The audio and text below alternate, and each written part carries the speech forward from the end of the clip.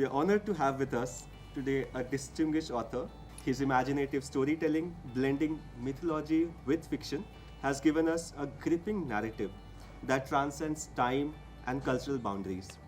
Please join me in welcoming the incredibly talented and insightful Amish Tripathi. Thank you. Thank you so much for joining us today. Pleasure. Amish, we've all been great fan of your work. Thank you. You've been a bestseller author, and I can't begin to even explain how impactful your writing has been to the younger as well as readers of all age. Thank you. I would like to ask you a question to that effect. That can you share some insights into the creative process that inspires you to reimagine ancient stories for modern audience? As far as the writing process or the creative process is concerned, because I also produce and host documentaries now, it's very similar to how my first book was. In most areas of my life, I'm a very rational, logical, left-brained kind of person who likes to plan everything. I don't like surprises. But in my creative area, I'm a completely right-brained person. I'm a completely instinctive writer. I don't plan anything.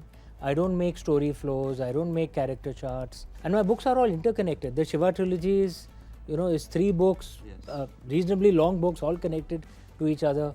Those who've read my books, you'll know that the Ram Chandra Series is actually a 1500-year prequel to the events of the Shiva Trilogy. So there are 7 books spread out over 13 years, right? And they're all interconnected. There's no way I could have planned this, right? My creative thing is completely instinctive driven. I've said this often. I genuinely believe that Lord Shiva creates his stories and I'm just a channel. So it's his creativity. Perfect. So you consider yourself as a messenger. I'm no messenger. That's a very big word. I'm a channel, right? The opportunity to receive that blessing is with every one of us. I'd met A.R. Rahman, Shekhar Kapoor's a friend, so many of them. And when you ask them that where do these ideas come from, where does the tune come from, he says he doesn't know, it just comes, right? And most creative people like this, honestly, they cannot explain where it comes from. Now, if you're an atheist, you'll say, maybe the universe is blessing me. If you're a believer as I am, you'll say, the divine is blessing me. Right. But I think one of the most dishonest things for any writer, any creator, to say that it's my genius, my creativity. Jeffrey Archer, he's a very good friend and a brilliant author. And he'd said that, look, you can learn how to write, right? You can learn the language, you can learn all that. But what to write, how the story comes, it's just a blessing, it's a gift. You can't learn it, it just comes.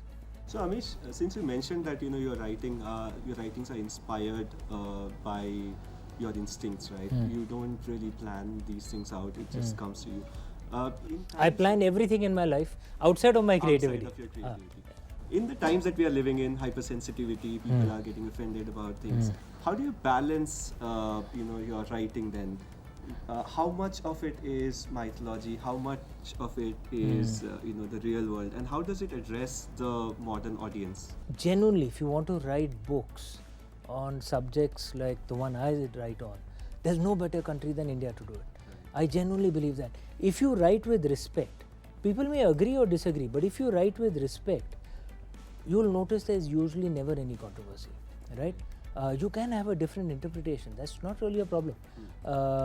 But if you write with disrespect, and वो दिखता है, you're like, भाई मंशा ही खराब है. You just there's an aim to create controversy for publicity.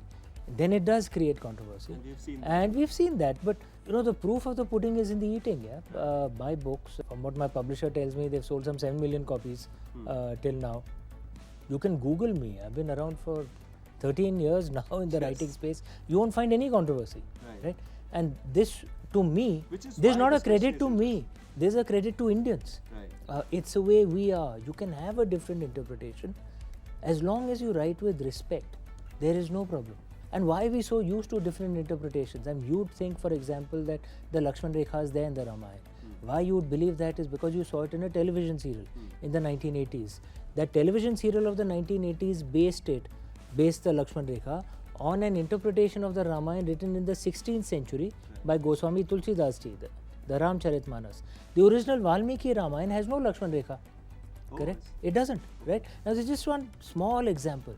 There'll obviously be never any controversy around the Ramcharitmanas because Goswami Tulsidas ji wrote it with such devotion and respect. That's the point I'm trying to make. You can have different interpretations as long as you write with respect, and वो दिखता है. वो दिखता. I genuinely worship the gods I write on. Om Namah Shivaya Kada, Rudrakshma. I'm genuinely a believer. I'm not. There are some who are these days Barsati Hindus who will pretend. I'm also. I've been this way, for. From my first book, 2010, I used to very openly talking about that I'm proud of my religion. That's why no controversy. And Amish, you mentioned about Lakshman Rekha, and there was an anecdote in your answer. I want to pick up on that and ask you, are there any stories or are there any anecdotes from the Indian mythology that the Indian businesses can get inspiration from? Since we are at the Global Business Summit, what would be your message for the leaders? Not just our legends, but even our history.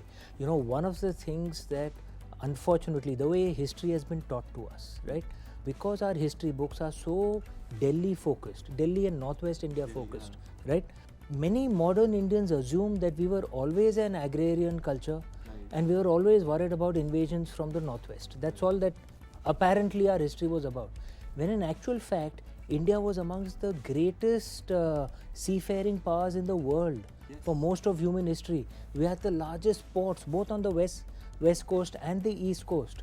Emperor Vespasian in the 2nd century Common Era, the Roman Empire, had banned trade with India because Rome was going bankrupt, importing goods from India, but India didn't want to buy anything from Rome, right? We have huge hoards of gold in India. It's because of centuries of trade surpluses. Through history and through our legends as well, you find the stories of the Ashwin Twins. So many stories of us being traders, navigators, getting onto the ships and sailing out. In William Dalrymple's note as well about the invasion of India by the Britishers, and he quite handsomely mentions the wealth that was there in India. But look, even prior, we are told Vasco da Gama discovered the route to India, right, from Cape of Good Hope in Africa. That's what we are told in our history books. In actual fact, and the Portuguese acknowledge this, Vasco da Gama did not discover the route. In southern Africa, he actually met a Gujarati trader, who was plying his ships on ancient, centuries, millennia-old trade routes, right? And that Gujarati trader guided him to India because traders have this thing of we help each other out. And the Gujarati trader didn't know he's getting, a conquering monster along in Vasco da Gama. But that's how he discovered the route to India. So Indians were actually the seafaring, navigating, business-oriented nation. We are not becoming westernized in becoming. We are going back to our own culture. We are a culture which worships wealth, which worships Goddess Lakshmi. Right. So if we celebrate business, if we celebrate seafaring, it's our original way. We are being truly Indian when we do that. The message then is to be strong believer in your own roots. Be a strong believer in our own roots. Spread your wings, go to the rest of the world and make Mother India powerful once again. Right. Thank you so much. Thank you. Thank Pleasure. you for joining us today. Pleasure. Pleasure.